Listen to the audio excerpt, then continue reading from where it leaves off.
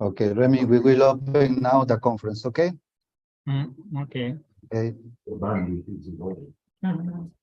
Okay, please be ready. All our participants also will enter and see, okay? Okay.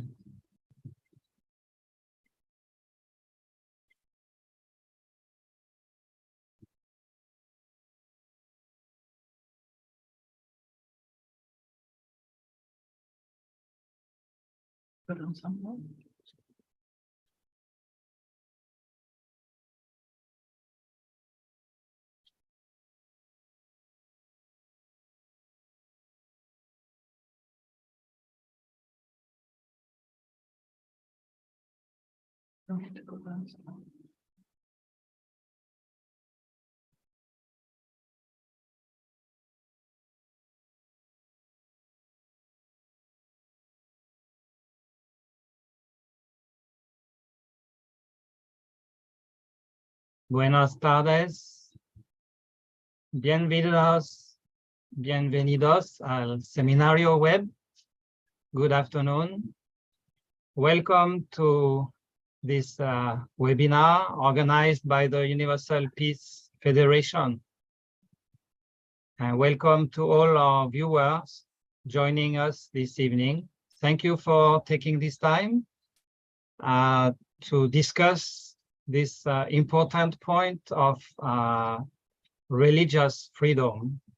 And also I want to welcome our panelists. We have exceptional panelists today. And thank you all the panelists for being here, taking your time to share your wisdom, your insight. I'm sure we will learn a lot from all what you have to share. My name is Rémi Taupier.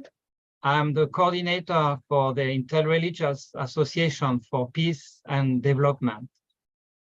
And I will be your moderator for this webinar this evening, this afternoon. The topic of the webinar is the universal right of religious freedom as a foundation for a world culture of peace. We know how freedom of religion is important. And when we speak of religious freedom, it's not just the religious freedom, it's also freedom of thought and freedom of conscience, freedom of being able to change our belief, our faith freely. So this right of religious freedom is enshrined into the Universal Declaration of the Human Rights that was accepted in at the United Nations in 1945. So we are this webinar is organized by the Universal Peace Federation and the International Association, the Interreligious Association for Peace and Development. And before we bring our panelists, we are going to see a short video introducing about the work of the Universal Peace Federation and the various associations also linked to it.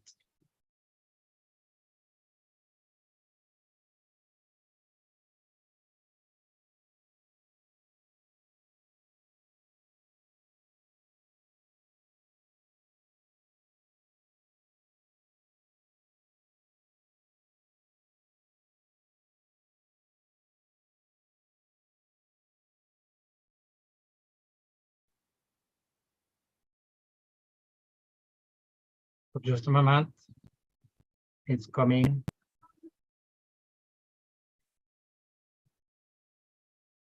There is no sound, Eliezer.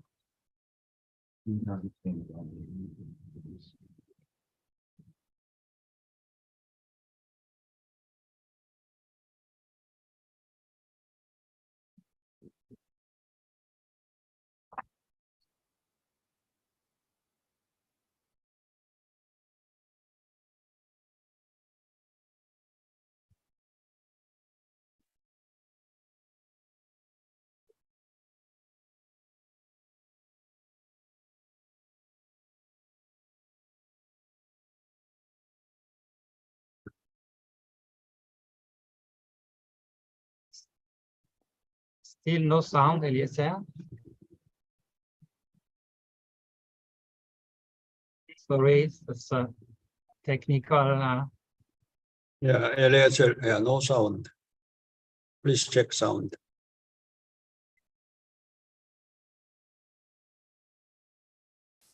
Sorry for this. Okay.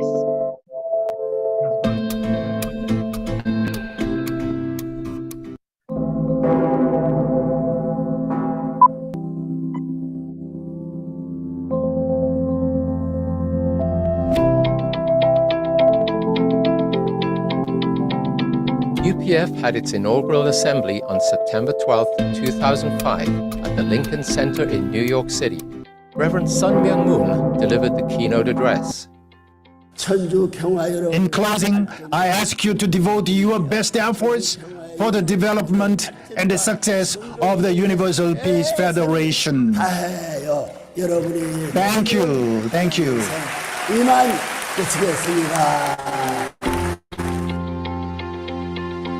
After UPF was founded, there was a series of world tours where the message of UPF was taken literally to every corner of the world.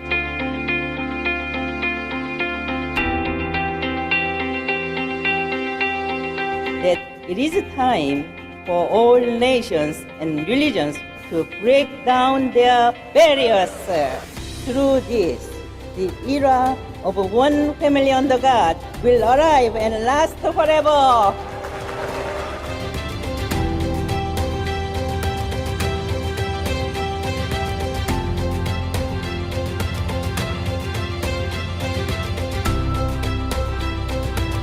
UPF is God's cherished hope.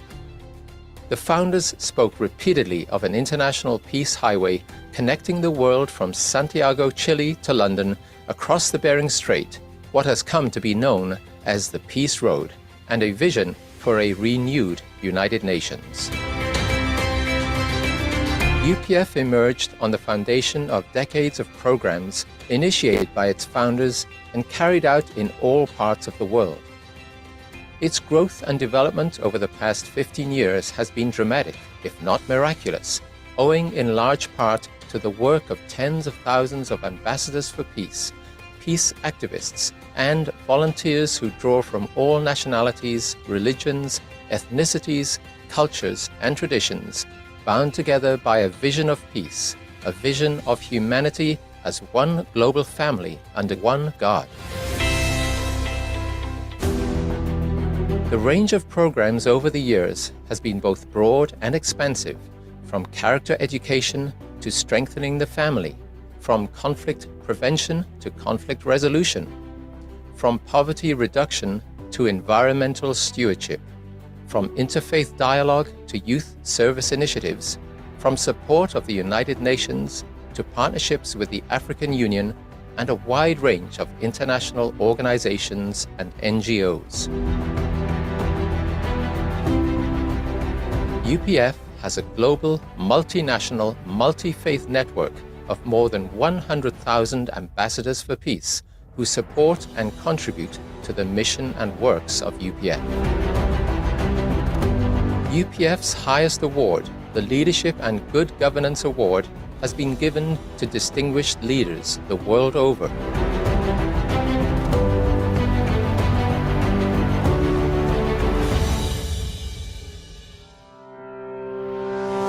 The World Summit Series is UPF's flagship program involving the highest level of leaders from around the globe, including current and former heads of state and government, to address the critical challenges facing humanity. Very appropriate that we're here on the 100th anniversary of Reverend Moon's birth, because out of the devastation of World War II and the Korean War, he and his bride found the courage to dream that they could achieve something. And it is amazing what they have created together.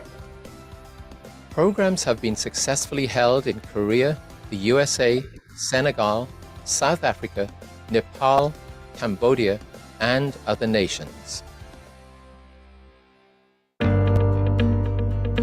The most recent structural innovation within UPF has been the creation of a set of associations dedicated to collaboration among leaders from various fields. These pillar associations are: the International Summit Council for Peace was initiated by UPF co-founder Dr. Hak Jahan Moon in 2019 on the occasion of World Summit 2019 in Seoul, Korea. ISCP is an international network of current and former heads of state and government. The International Association of First Ladies, IAFLP, a project of the ISCP, affirms and uplifts the unique role of First Ladies in contributing to peace and development. IAFLP brings together current and former First Ladies from throughout the world, drawing upon their experience and wisdom as women leaders and as role models who serve their countries in significant ways. The International Association of Parliamentarians for Peace, IAPP, is a worldwide association of parliamentarians which provides a forum to bring their experience and wisdom to bear in the search for solutions to our world's problems. UPF maintains that any successful strategy for peace must take into account the spiritual dimension of our human identity, experience, and interactions. Based on this worldview, UPF initiated the Interreligious Association for Peace and Development, IAPD. The International Media Association for Peace, IMAP, represents a worldwide professional network of journalists who support a socially responsible and moral media. IMAP recognizes the vital role that journalists play in providing objective reporting to foster an informed citizenship. The International Association of Academicians for Peace, IAAP, is a global interdisciplinary academic initiative aimed at contributing toward the realization of a world of lasting peace. IAAP is dedicated to building professional networks for academicians to foster a world of peace. The International Association for Peace and Economic Development, IAED, affirms the role of businesses, business leaders, and investors to make the world a better place.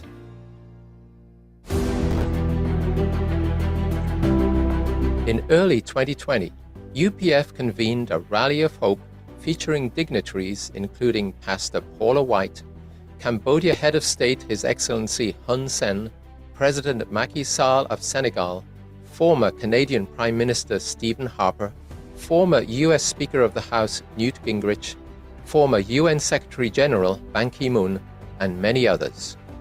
I believe that the Universal Peace Federation and its broad set of partnerships in the realms of politics, religion, academia, media, economy, arts, women and youth serve as a good model. I believe the Universal Peace Federation will become a cornerstone to build lasting peace around the world and the heavenly unified Korea based on interdependence, mutual prosperity, and universal values.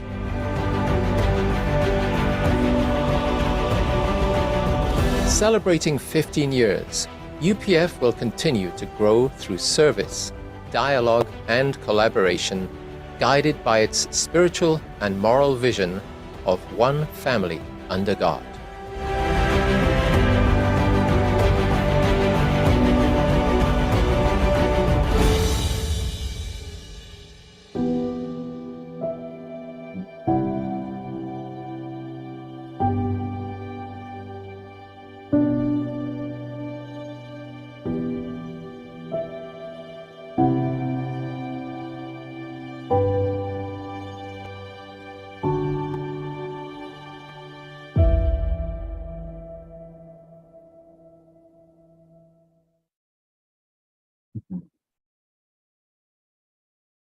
Thank you very much for this beautiful video introducing the work of the Universal Peace Federation. And now you we are going to invite our panelists. I would like to ask all our dear panelists to stay within the length, about not go over 7 minutes if possible. Thank you very much. So our first person is will do the welcome remark. This is Dr. Charles Young. He is the Regional Director of UPF for Central America and the Caribbean. He is the Chairman of the Washington Times Foundation. For those who don't know, the Washington Times newspaper is a very influential newspaper in America, and it was established in 1984 to encourage the highest ideals of faith, family, freedom, and service. So we are very honored to have Dr. Charles Young today addressing us, and please help me welcome Dr. Young with a warm round of applause. Thank you, Remy, for your generous introduction. Ambassadors for Peace, ladies and gentlemen, good afternoon, good evening, buenos tardes. Thank you for attending the conference despite your busy schedules, especially panels from Mexico, Costa Rica, and all Central America. Today is a very meaningful day, actually, according to United Nations calendar. Today is a Human Rights Day that declared December 10th, 1948. Human Rights Day is celebrated annually around the world on this day. The date was chosen to honor the United Nations General Assembly's adoption and the proclamation on 10th December in 1948. The Universal Peace Federation, UPF, has been recently discussed topics of religious and religious freedom, focusing on human rights issues. Today, actually, our topic is the religious freedom and human rights.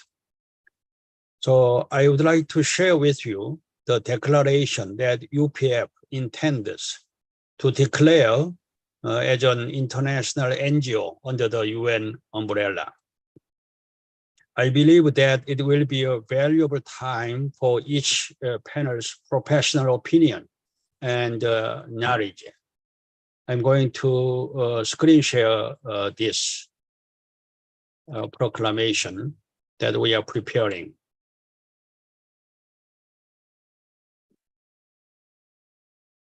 So can you see? Yes. Okay, thank you. Actually, this declaration we are preparing coming December 16th, special international conference. I want to share with Central America and Caribbean leaders first. Declaration in support of fundamental human rights and human dignity, overcoming threats to freedom of thought, conscience, and religion. This declaration raises awareness of the growing threat to human rights, particularly the rights of freedom of religion, conscience, and thought, and asks all people to stand together to overcome threats to these basic freedoms. The declaration builds on the foundation of the Peace Charter, which was affirmed during the Universal Peace Federation's World Summit 2022, convened in February, and subsequently during the Summit 2022 and the Leadership Conference convened in August, and which advocated for world cultural peace, a world of interdependence, mutual prosperity, and universal values. In addition, during the first Conference of Hope held in November 12, 2022, a declaration and a call for freedom, justice, and fairness was affirmed and serves also as a foundation for the following declaration. Now we are preparing the second, the Conference of Hope, coming December 16th. So understanding that the freedoms of thought, conscience, and religion are fundamental rights that derive necessarily from the recognition of the dignity and the value of each human being, and recognize that violations of these freedoms are growing throughout the world, impacting the lives of billions of religious believers, ordinary citizens, and the persons who dissent from majority opinions, who are often victims of prejudice, reputation damages, discrimination, persecution, selective prosecution, hate crimes, and even violence. And knowing that Article 1 of the Charter of the United Nations affirms human rights and fundamental freedoms for all without distinction as to race, sex, language, or religion, and acknowledging that Article 18 of the United Declaration of the Human Rights, adopted by the United Nations General Assembly in 1948, states that everyone has the right to freedom of thought, conscience, and religion. And noting that the United Nations International Convention of Civil and Political Rights in Article 18 states that everyone shall have the right to freedom of thought, conscience, and religion. And appreciating that the United Nations Human Rights Council has a special rapporteur on freedom of religion or belief to identity that take action against violations of freedom of religion or belief, and knowing that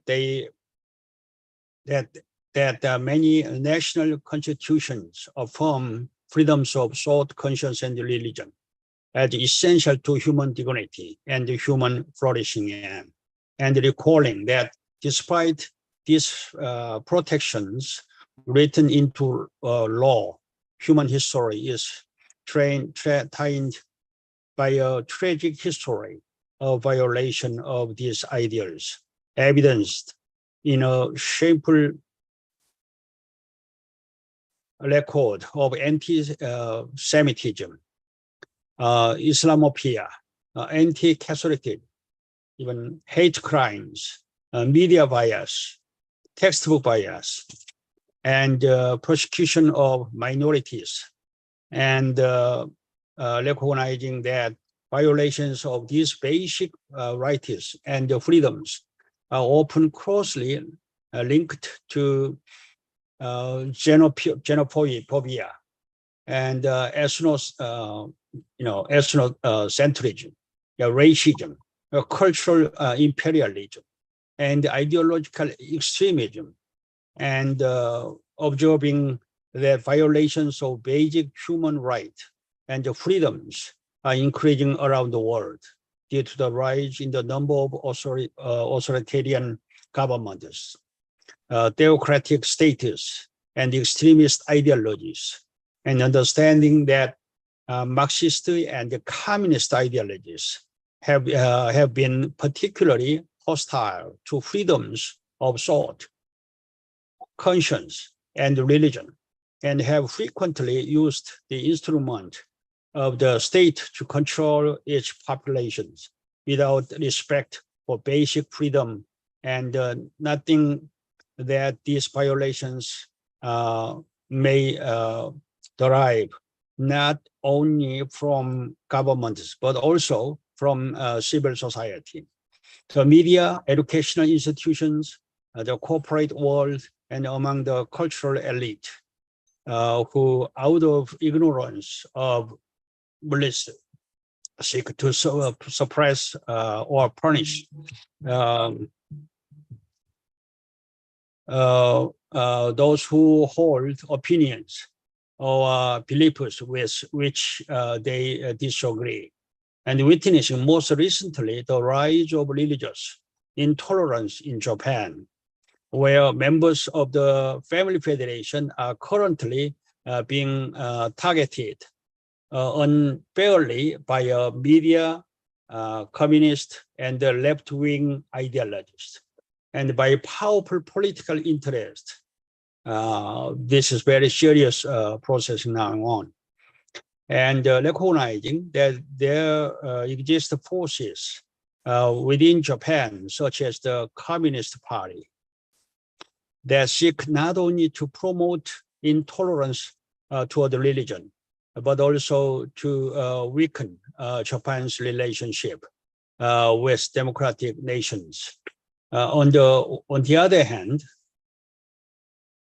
and strengthen its relationship with communist nations, and seeking a world where prejudice, bigotry, hate, and violence toward others have no place. We hereby resolve to encourage all people, all multilateral organizations, and all government to uplift and protect the right of freedom of conscience, thought, and religion for each and every individual. Educate citizens to practice tolerance and mutual respect toward those who may be of different religions, culture, ethnic, or national backgrounds, and call upon government to affirm and protect the right of each individual to follow their conscience and matter of faith and belief. Reject the persecution of religious believers, including members of minority traditions or new religious movements. Avoid the use of language of terminology by governments, the media, and the general public that demeans, mocks, ridicules, disrespects, or slanders, or world views, values, ideals of beliefs of other citizens. Educate youth in our home, our class, and our place of worship to be respectful of all people, and appeal to government to live up to their constitutions and laws in protecting citizens from slander, discrimination, and violence. In closing, and with utmost sincerity, we call upon all people throughout the world to affirm this declaration and to uphold the universal right to freedom of thought, conscience, and religion, and to stand firmly against all forms of intolerance, prejudice, slander, and hate toward others. Furthermore, we call upon all people to affirm this declaration and to honor long-standing traditions of fairness and mutual respect, and to put an end immediately to the unjustified persecution of the members of the Family Federation in Japan, a persecution that has included 4,300 cases of forced confinement and kidnapping. Nothing that such violations of human rights rooted in prejudice, religious intolerance, and one-sided extremist allegations must have no place in the great nation of Japan. This upon this day, actually December 16, but I'm talking today, December 10, 2022. Thank you for listening. Appreciate. Thank you. 감사합니다.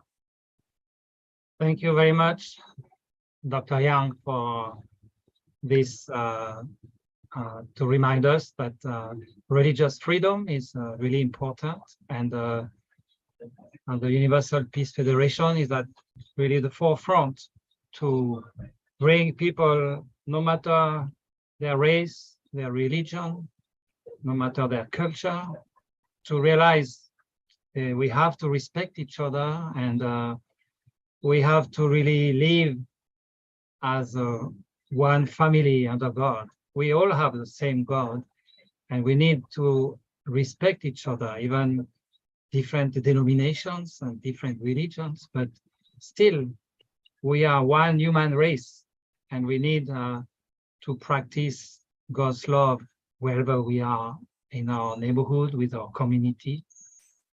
So today we have panelists from different also backgrounds, very complementary. So we are going to have our first panelist, Dr. Dennis Petrie, who is who is living now in Costa Rica, but as he told me, he's Mexican, Dutch, Costa Rican. He's a political scientist, international consultant, and researcher. He is a founder and a scholar at large of the Observatory of Religious Freedom in Latin America. He is international director of the International Institute of Religious Liberty.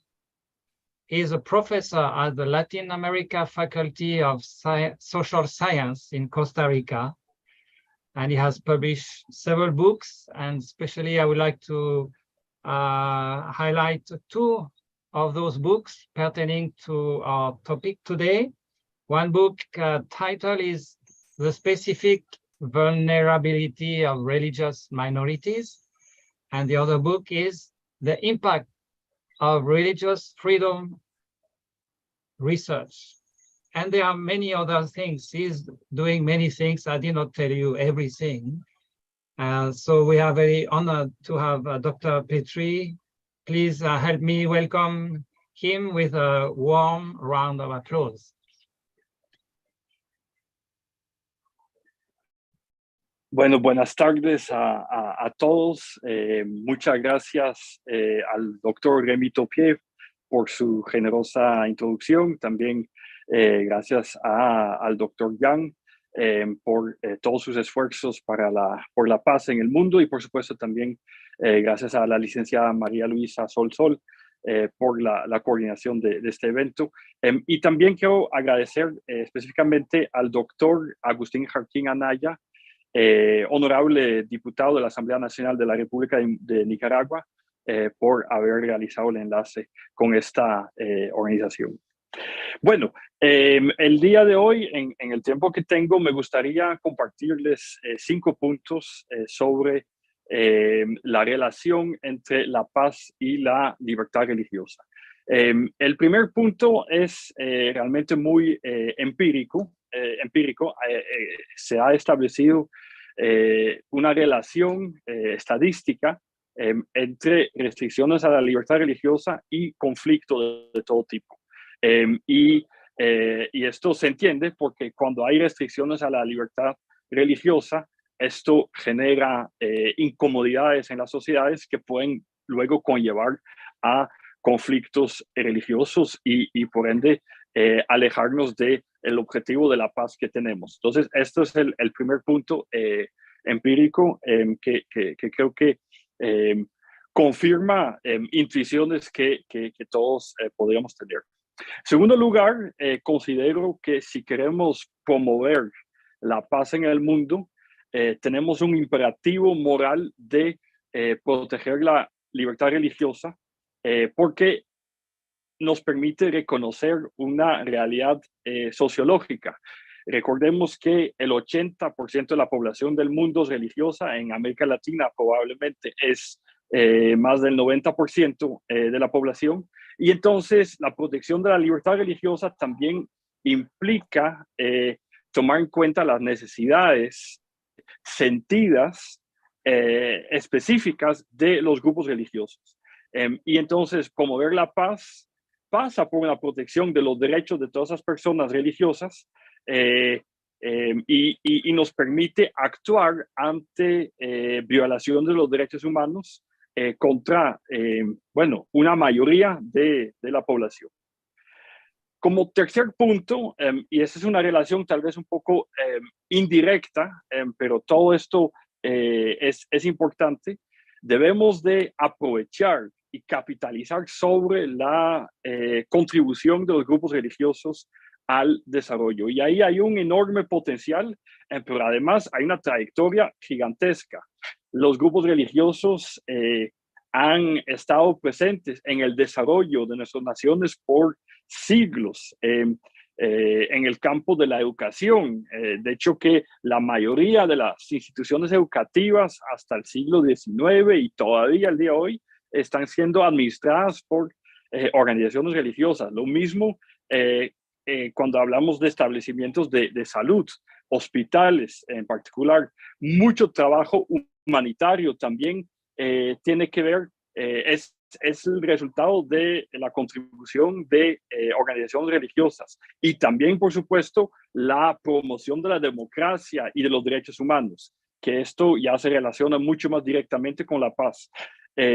Y aquí podemos citar varios ejemplos muy importantes. El reverendo Martin Luther King y toda su labor por terminar con la segregación racial en Estados Unidos, el trabajo para promover los derechos humanos y la democracia en El Salvador de Monseñor Romero, el trabajo de los disidentes políticos en Cuba. La mayoría de ellos son religiosos y tienen una motivación religiosa muy, muy importante. Y también todas las organizaciones que trabajan en la construcción de la paz. Solo quiero citar a una, la organización menonita Justa Paz en Colombia, pero hay muchas más.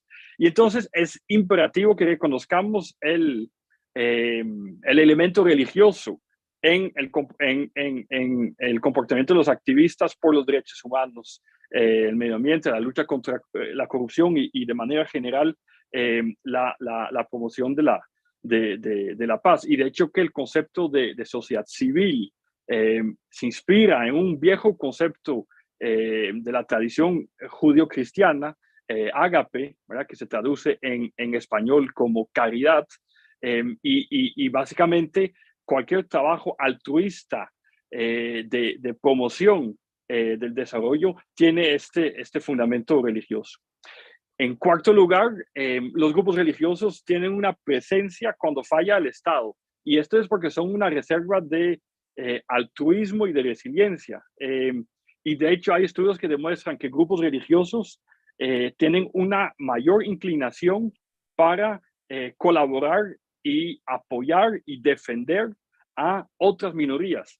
Entonces, nuevamente, es muy importante siempre proteger a los grupos religiosos para reconstruir el tejido social, para combatir el crimen organizado. Recuerdo que hace unos 15 años el gobierno mexicano, que es un estado sumamente secular, le pidió ayuda a los grupos religiosos para ayudar a combatir el crimen organizado y reconstruir el tejido social. Entonces son cosas muy importantes. Y por último, me gustaría enfatizar, insistir en que la protección de la libertad religiosa es importante porque nos permite evitar errores muy costosos. La filósofa Martha Nussbaum habla de la fragilidad del bien, y lo que explica es que las personas que se motivan por promover la justicia se exponen a ser vulnerados, porque toman riesgos, denunciando injusticias y actuando en pro del bien, en pro del desarrollo de la sociedad.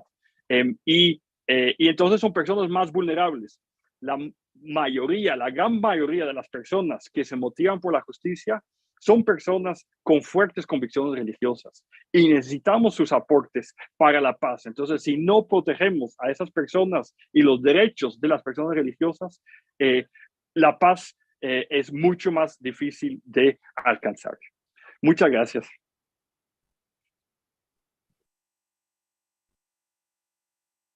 Thank you very much, Dr. Petri, for making clear the importance of religious believers and that they really bring a good contribution for their community, to improve their community, and also to make the nation a better nation. So that's why freedom of religion is absolutely necessary, so we can have the contribution of all religious believers in a positive way. Thank you so much. Let's give Dr. Petri a round of applause for his wonderful presentation. Our next panelist will be Dr. Hélène Duval. She is from the beautiful island of Jamaica. She is an ordained minister, a motivational speaker, and worship songwriter. And under the umbrella of her ministry, Redemption for the Nations International Foundation, she writes books that minister to redemption, restoration, peace, and reconciliation to the nations of the world. And she is currently writing a book titled Jamaica, Land We Love, and celebrating 60 years of development as an independent nation. So welcome, Dr. Duval. Let's help me welcome her with a warm round of applause.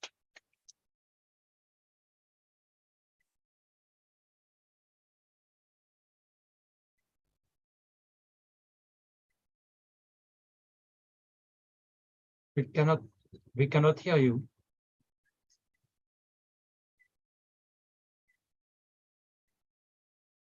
You're mute. Good evening to all. Can you hear me? Yes, good evening. Yes. Good evening. Ambassadors for Peace.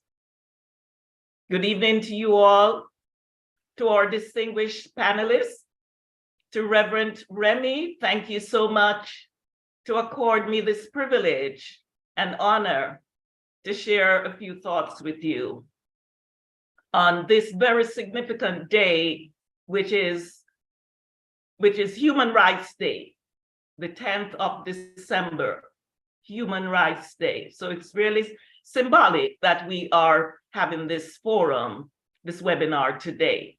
The subject of universal human rights of religious freedom as a foundation for a world culture of peace.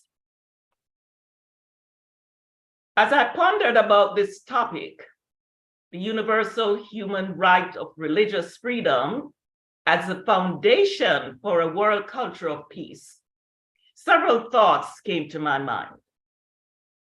But before I deal with the principles and attributes that both constitute and emanate out of the ideal of a world culture of peace, I would like to examine the fundamental tenets upon which such an ideal world culture of peace can exist.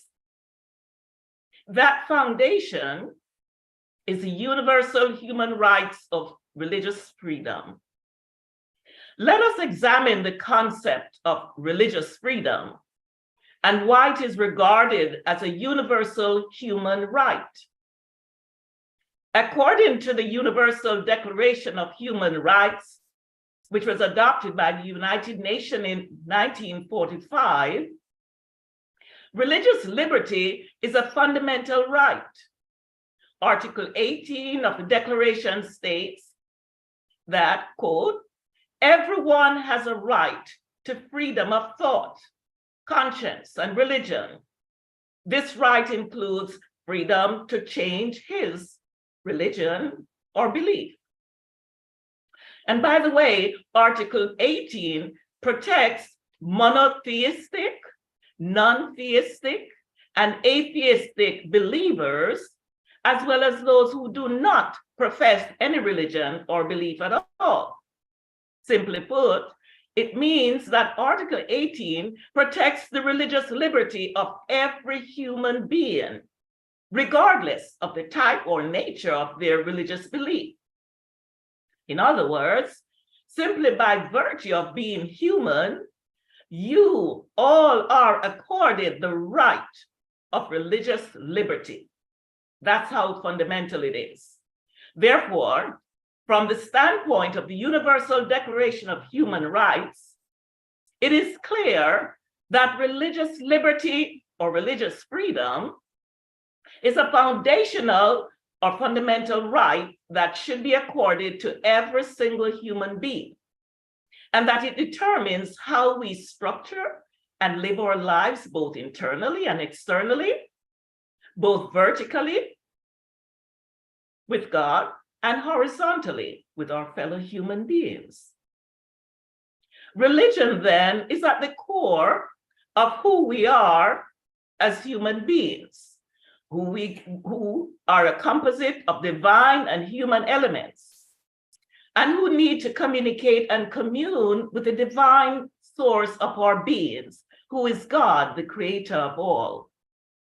Religious liberty thus becomes an inviolable individual right to exercise direct communication and communion with God. If religious liberty is a sacred individual right that should be accorded to every single human being, how do we reconcile the divergent and sometimes conflicting needs of a society in which diversity is extolled as a virtue?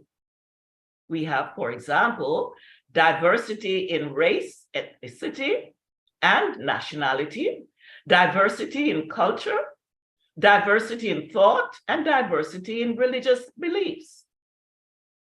But the paradox of diversity is that it is both a virtue, reflecting the diversity of God's creation, and a lightning rod that can ignite every type of conflict possible, including interpersonal conflict, religious conflict, ethnic, social, and national and international conflicts, leading to rebellions, insurgencies, and all-out full-fledged wars between tribes and nations. Why, therefore, is religious liberty so fundamentally important? And how can interreligious mediation and interlocution help to usher in a culture of peace in the world? How can an ethos that promotes interreligious discourse and open dialogue, as well as other forms of verbal exchanges, help to promote a world culture of peace? Actually, we cannot attain peace within society and the world at large unless we understand what the concept of a culture of peace means. So for a definition of this concept, let us turn to the United Nations resolution entitled Declaration and Program of Action on a Culture of Peace. That UN resolution states that, and I quote, "A culture of peace is a set of values, attitudes, traditions, and modes of behavior and ways of life that are based on the following 9 sets of principles. First, respect for life, ending of violence and promotion and practice of nonviolence through education, dialogue, and cooperation. Number 2, full respect for the principles of sovereignty, territorial integrity, and political independence of states, and non-intervention in matters which are essentially within the domestic jurisdiction of any state, in accordance with the Charter of the United Nations and international law. Number 3, full respect for and promotion of all human rights and fundamental freedoms.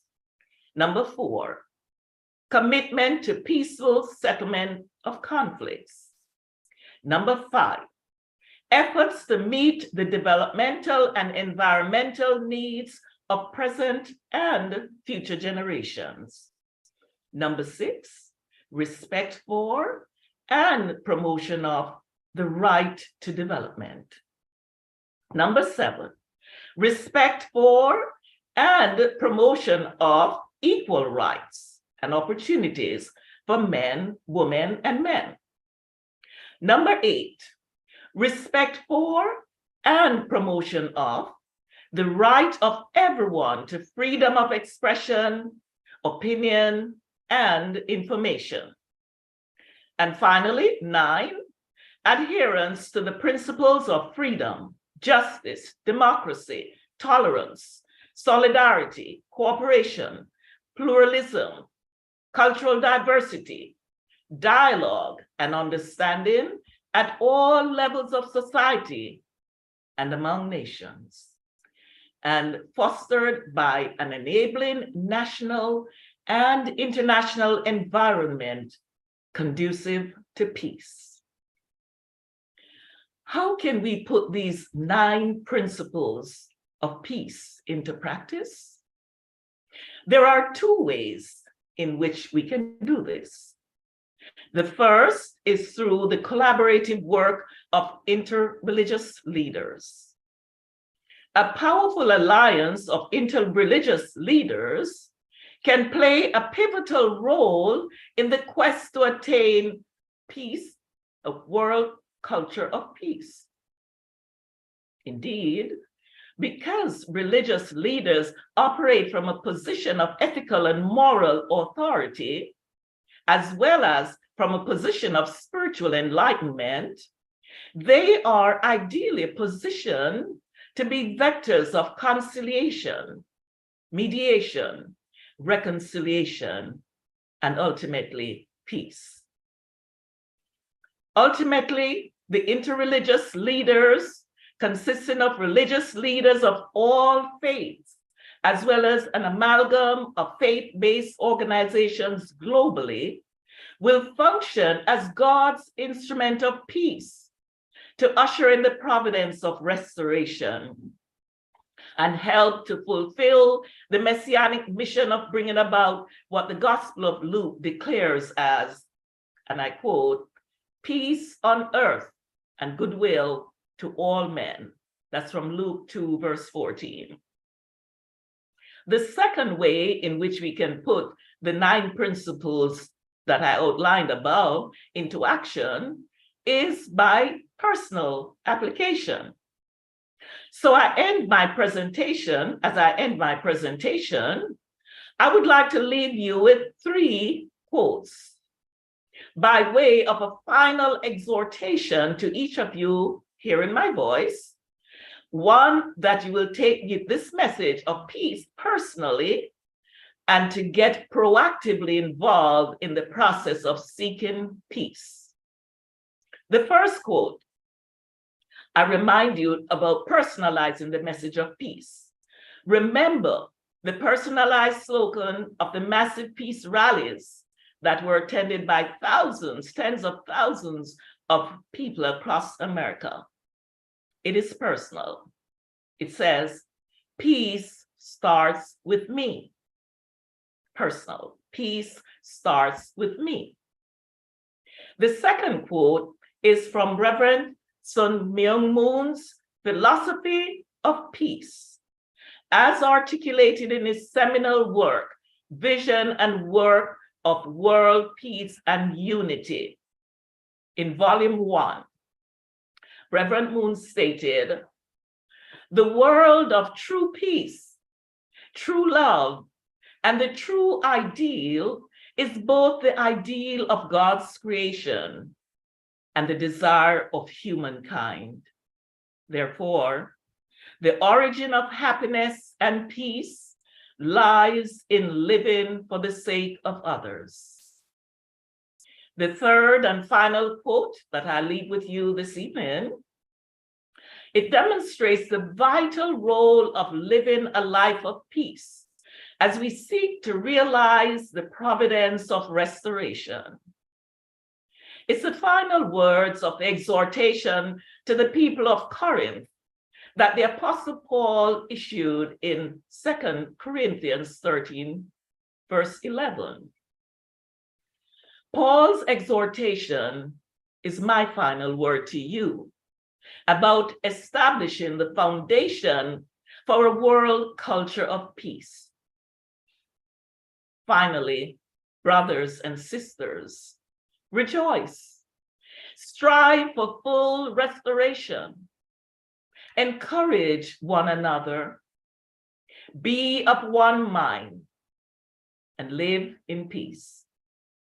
And the God of love and peace be with you. Thank you very much.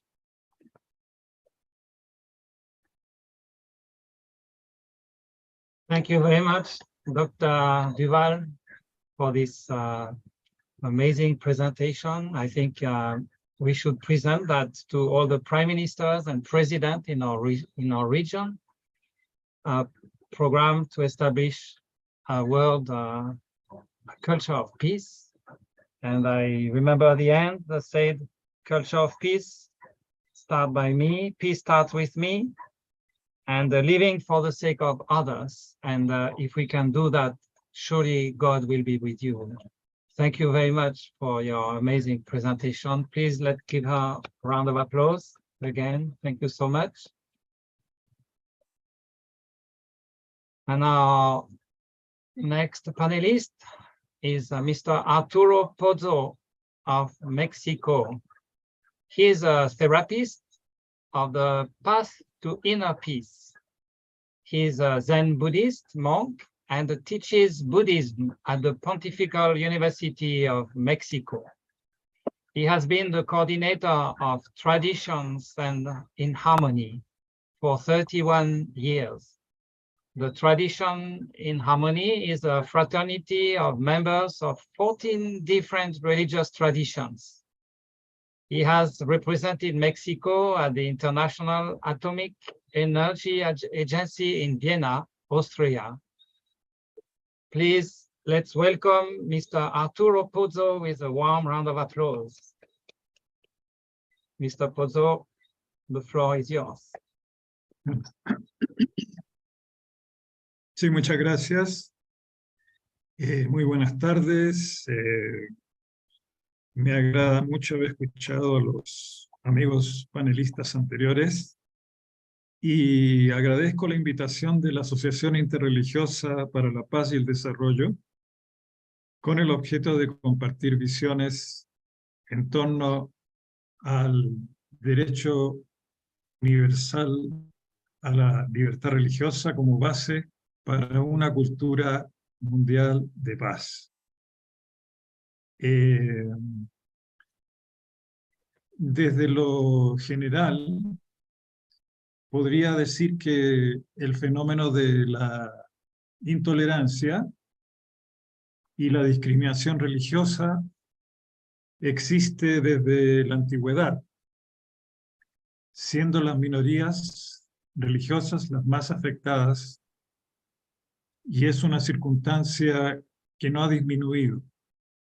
Muy por el contrario, ha aumentado. En este panorama conflictivo,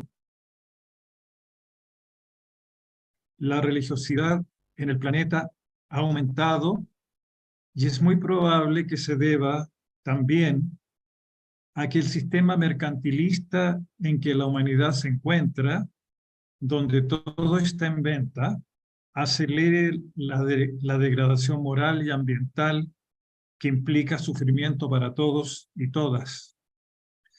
En México, aunque la libertad religiosa es un derecho constitucional, este derecho no es garantía para evitar la intolerancia y la discriminación hacia organizaciones religiosas minoritarias. En México, desde la invasión española, la religión oficial por muchos años fue la religión católica, hasta que el Estado mexicano se convirtió en Estado laico. Sin embargo, por ser una religión mayoritaria, transmina a la sociedad mexicana tomando los símbolos mexicanos como perteneciente a esta iglesia y considerando todas las demás creencias religiosas como inferiores. En este sentido, los últimos gobiernos, a pesar de ser laicos, han apoyado esta postura. Por ello, la vocación laica del Estado, como garante de la libertad de culto, no puede ni debe tomar partido a favor o en contra de religión alguna en particular. En 1992 participé en la formación del Consejo Interreligioso de México, SIM. También allí participamos varios de los miembros de Tradiciones en Armonía, formada en 1991, y que hasta el día de hoy en 1998 participé en el Consejo Interreligioso de México en el documento Código de Ética entre Religiones. Muchos de los puntos propuestos han sido mencionados aquí.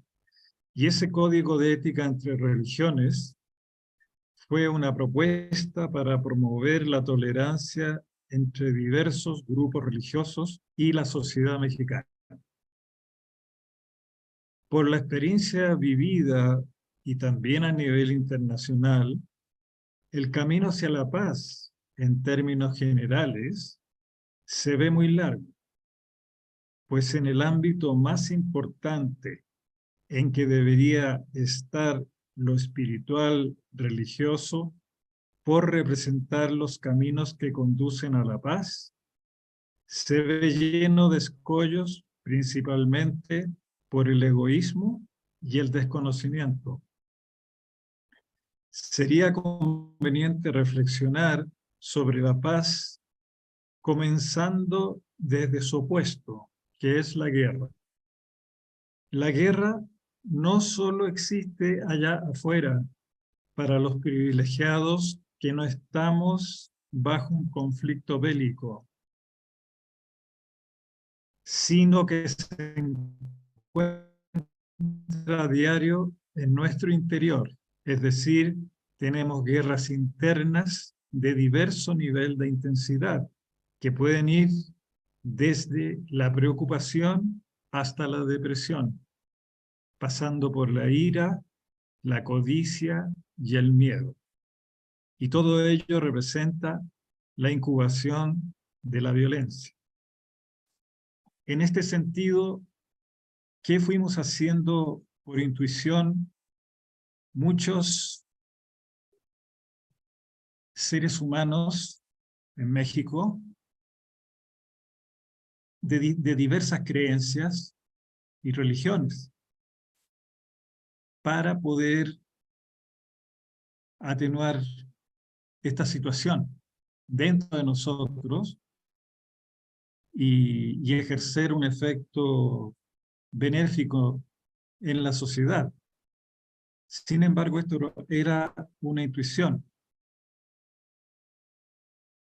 Así que fuimos investigando sobre nosotros mismos y los demás en relación a la tolerancia religiosa.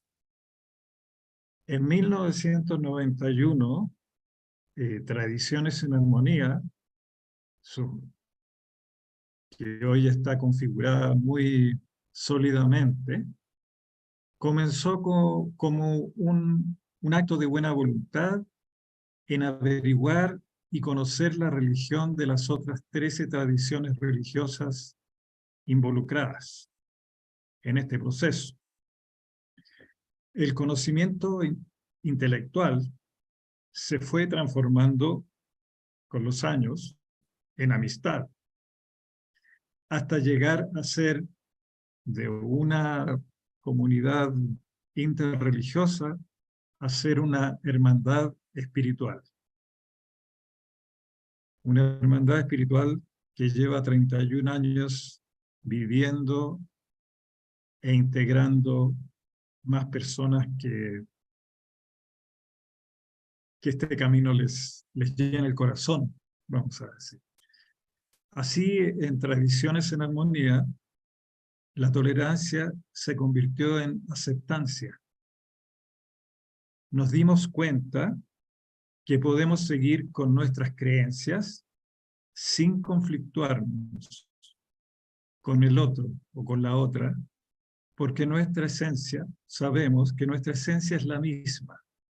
y es todo lo que existe, o Dios, o el nombre que cada creencia le ponga a la esencia.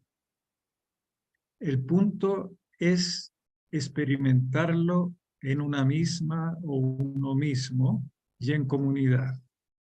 En nuestros encuentros mensuales compartimos el silencio entre 10 a 20 minutos. Hablamos sobre la paz, cantamos, a veces bailamos y compartimos los alimentos, de modo que agradecemos y celebramos la vida. Cada uno de nosotros, con el corazón lleno, participa en su aportar a la paz de esas comunidades.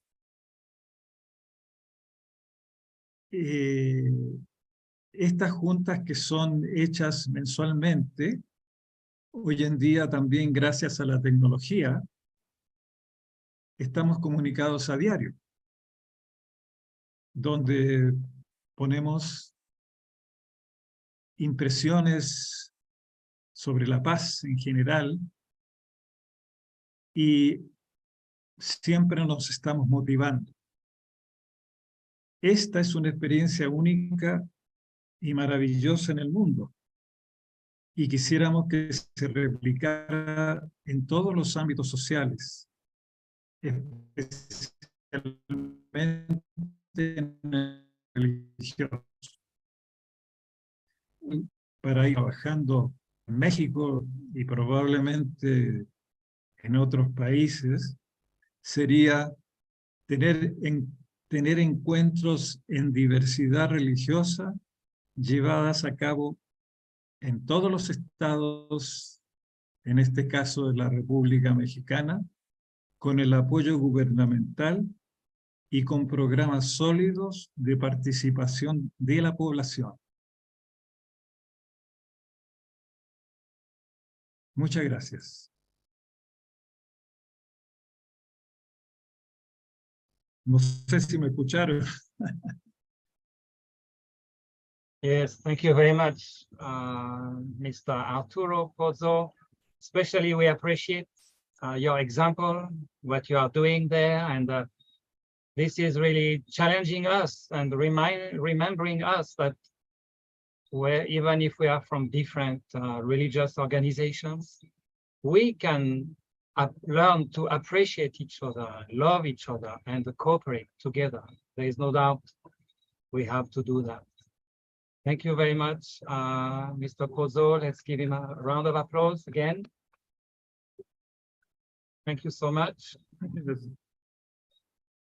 And now I would like to call on our next panelist, Prophetess Marilyn Hippolyte. She is from the beautiful island of St. Lucia. She works with the Greater Works International Ministry in Castries, the capital city of St. Lucia. She is the founder of Women That Pray and another group called Real Women, Real Issues. You can see she's really focused on women. And she is also the president of Women Empowerment Ministries. And I must say, she is also a wonderful mother with a big heart.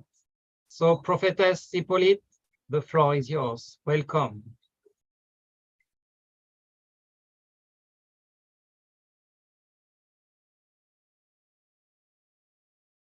Unmute yourself. Yeah. I can hear you. Thank you very much. Thank you very much, Reverend Pierre. This is a pleasure, and it is a it's a pleasure, it is a privilege, and it is also an honor. Oh gosh, now that am I nervous? Maybe. It's okay. We are one family here listening. Okay, but I really want to, say salutation to the panelists. I thank God for what I have been hearing. My heart is really, really moved today. And, I cannot say a bigger thank you, Reverend Tupie, for this, because when I look at the topic today, the universal right to religious freedom as the foundation for a world culture of peace, this is such an appropriate topic here today. And this is really what we need to understand, to grasp, and to learn how to implement it, in our country, in our nation, wherever we are. For when I look back, I mean, this is St. Lucia here. I don't know, maybe many of you have never been to St. Lucia, but St. Lucia is one of those, because the government have opened their arms, to embrace the universal right, to religious freedom. Today, St. Lucia is in so much of a better place. When you look at the building of our hospitals, we look at how, the Japanese came in, the people from Japan. I mean, we look at Korean, we have a mixed, culture down here. We look at agriculture, and so much has been learned, so much has been taught. If there was not this opening of doors to allow persons to come in, to be who they are today, there are many things that we would not have the privilege of learning. And when I walk into certain places and I look at the vegetation, even the schools are beginning to, partake in it. I thank God, because knowledge is not limited to just one culture or one nation. Knowledge is something that goes across the board. And I am very happy, today when I look at even our roads, what they have come to impart, even the very structure of our buildings, it is so much better, and it can withstand storms and winds, simply because, in came a people that were more versatile, in the building process, and they were able to come in and to share with us, that which they know, so that St. Lucia became even a safer country. And so when I look at the universal right of religious freedom, it should be really made to be mandatory and cut away all of the stigma that is really bringing our nation and our children down. I look into the book of Luke chapter 9, verse 44 to 50, and there was a very interesting dialogue here, because one of Jesus's disciples, I think it was John, he said to Jesus that, he saw a man casting out demons, and he forbade him because the man was not one of them. And Jesus said, no, he that is not against me is for me. And this for me means so much, because everybody here who comes, irrespective of where you came from, irrespective of what your belief system is, but you have come to showcase the love of God. You have come to demonstrate the heart of Christ. And I believe that is a foundation to be respected and to be built up and to really grow upon. One must never lose one identity. One must never lose what makes you you, because we all are uniquely us. And when I look at the foundation, I said, how could we keep that foundation of peace? Where do we even begin? And I said today, we begin with the education system, even from the family. Those in position, the governments and men, esteemed men, they have already begun. There is the act that is already in place. But then with the coming in of the different cultural groups into the country, what has happened is that we now, as parents, as women, we now can turn around, because they're not just, living secluded from us. They're at the schools, they come to give, they lend their expertise in the medical field. And so I see a breaking down of the stigma. I see a shutting down of it as people begin to embrace. And we parents are beginning to teach our children that it does not matter the color or who the person is. Because again, in Galatians 3, chapter 3, verse 27 to 28, Jesus was again making another statement, or the Bible was saying, there is neither Jew nor Greek, bond nor free. So under the umbrella of universal, we have to embrace the diversity that we are and the culture that is behind us, and look forward to see how we can incorporate it into society. There are persons that may never travel to go to Japan, Korea, Canada, but when the doors are open and the understanding and the respect is given, then they come into our country and they bring in a flavor, they bring in something that we had never known before. They bring in the skill. I mean, we have so many volunteers in St. Lucia, volunteers from China, from Cuba, and as they come and we begin to appreciate who they are and the differences, we become better persons. We learn from them and they learn from us. And it is a unique, and nothing should really interfere with it. That is why when I look at this topic, I say the foundation for a world culture of peace really begins from those who have the understanding of it. I look at this webinar, and this is really a ground, a breaking ground, a foundation that is solid, because gone are the days where you find persons when they keep a webinar or they have a Zoom meeting or they want different thoughts, they would have only one set, it's only St. Lucians, but not anymore. As people are beginning to learn and technology is being expanded, we are beginning to embrace the differences, but more so the knowledge and the skills that other persons have is coming to the table. And so it's making us a better person. And the children that are growing up today, they learn not to discriminate, they learn not to stigmatize, but they are beginning to see the heart of God. They are beginning to see the oneness. Because I always say to persons, I love this illustration. This is the house where I live, but it is not just one road that will get me to this house. There are many roads, many places, many shortcuts that I can pass to get to the same location. And so today I have a lot of respect, for the universal right to religious freedom. I have to love you in spite of who you are or where you came from. Why? Because the love of God is demonstrated in your heart, and you have gifts and skills that differs from mine. And so with that understanding, there is no competition, there is no contest, but there is just the embracing of one another, the harmony that we seek. And I believe as we begin to do this, we will eliminate many things, the crime, the hate, the bitterness that is in our country. When we learn how to embrace one another, we can build a fort. We can become fortified, and the breaking down, of these stigmas, of these indifferences, all of these things can become a thing of the past.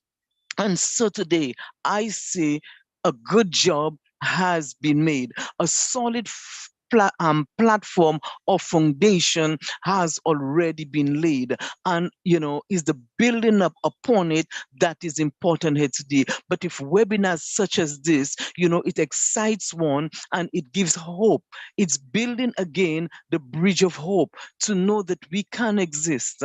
We are one in Christ. It does not matter who we are, but the heart and who we are and what we represent stand out.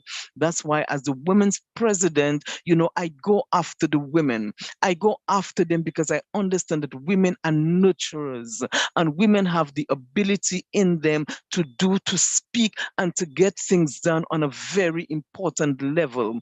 And so today, it gives me a great pleasure to sit here and to just hear the heart, of everyone that have spoken before, and to see that we are all going in the same direction. And I thank God for that, because when Jesus came, this was his heart, to bring together men and women, to break down the religious structure and ideology that they had, and to show them the universal oneness that comes from the heart of God. It is a pleasure today for me to be able to speak that word, for me to be able to, just be part of it, because I am excited. And like I said, I have seen the change. I have seen growth right here in St. Lucia. I look at the street in the Chinese restaurants. I see people working together, laughing, sharing a drink, respecting the religious freedom and culture of one another. And so today I say to us on this line, I say kudos.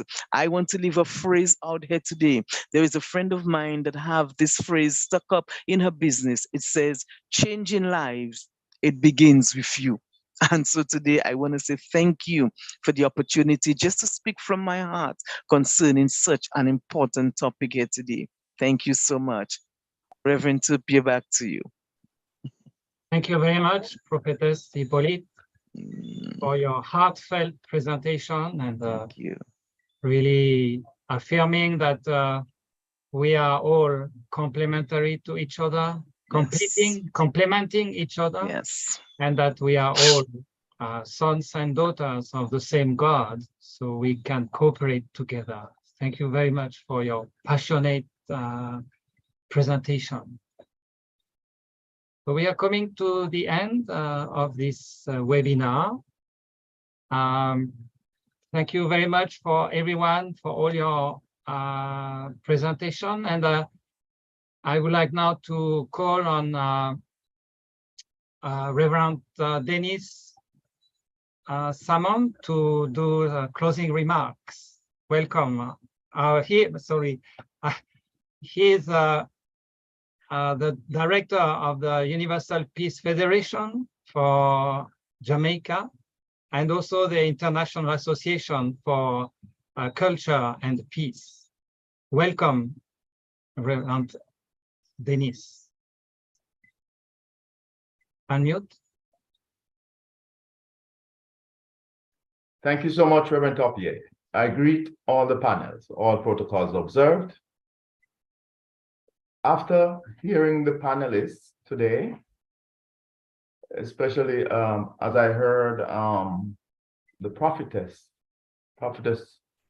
Marilyn Hippolyte, as she spoke, I decided I need to buy myself a sword to cut away intolerance, use my sword to cut up stigma, to cut up discrimination, to cut up indifference. So I really think that that's something that we should all seek to do, to cut away intolerance, stigma, discrimination, indifference. One of the most beautiful things I think I have ever seen is a rainbow. The diversity of colors in that rainbow makes it so beautiful. So, the religion, all the religions together, were so beautiful to have them. As we know, religion deals with matters of the heart and spirit. Matters of the heart and spirit. Religions must be allowed to flourish. Human nature, we could say in religious terms, we say fallen human nature, is like a very raw, coarse material. This material needs a lining, veneer, lining on top of it. And that's what I think religion provides. Religion is necessary. It's like the mirror that we can look at to see our best selves reflected, the best of ourselves reflected. Peace is undoubtedly the highest value of our age. Reverend Moon teaches that peace becomes possible when we acknowledge the existence of other peoples, when we acknowledge the existence of other nations and cultures, and we do not ostracize, but we accept and embrace people who are different from us as part of one family under God. Mankind is one family under God. In a family, there can be different, people in one family have, different tastes in food, different dress code, things that, different dress codes, but we are still what? One family. they're the founder of this movement called the New Thought Movement. His name is Reverend Fillmore. The New Thought Movement started, maybe well over 100 or more years ago. Mr. Fillmore had a very famous saying. He says, there is no deserving object of hate. There is no one that deserves hate. No deserving object of hate. Religion, everyone, barring none. Someone mentioned earlier about the intrinsic value of humans. Everyone, barring none, deserves to receive unconditional love. Everyone deserves unconditional love. So religion is very necessary to transform, to recreate the human heart. It's polishing. Religion is like the polish that is needed for the human heart. Look at the examples that we have before us. Look at the love that Jesus demonstrated. Look at the standard of compassion of the Buddha. Buddha's compassion, incredible. Look at the life of Reverend Moon, who died, we said, he died 8 times. He passed through, in his lifetime, 8 life and death circumstances for the sake of mankind, humanity, the people of the world.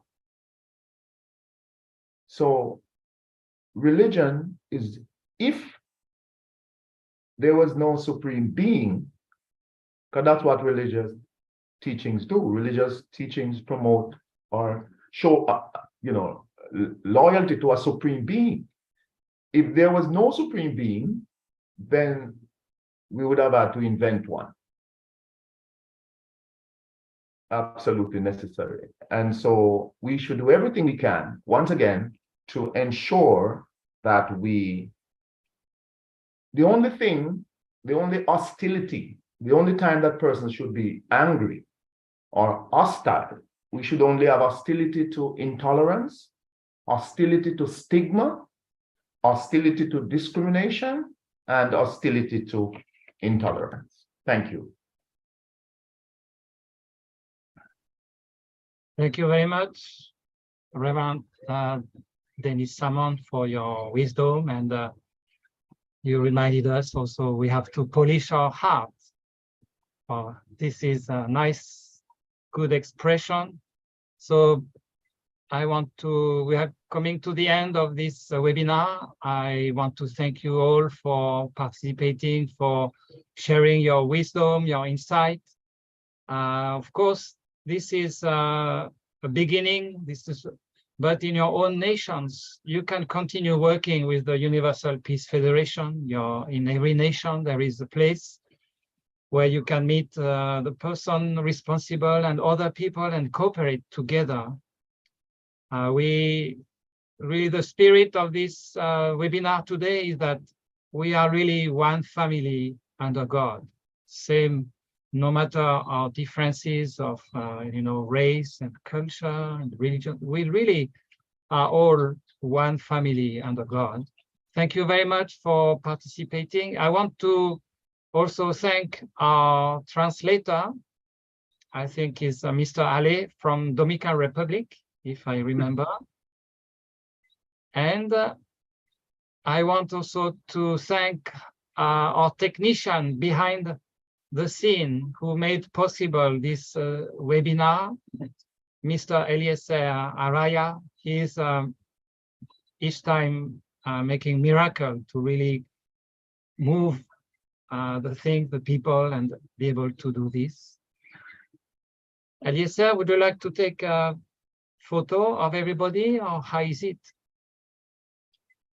Already I did. Thank you. Okay, so if you want to see everybody, you can go to gallery there. And thank you very much. And anyway, let's keep in touch. I think that's important. Thank you for your participation, and may God bless all of you. Thank you so much. Muchas gracias a todos. Thank you. Muchas gracias, everybody. Dr. Hakim, long time no see. How are you?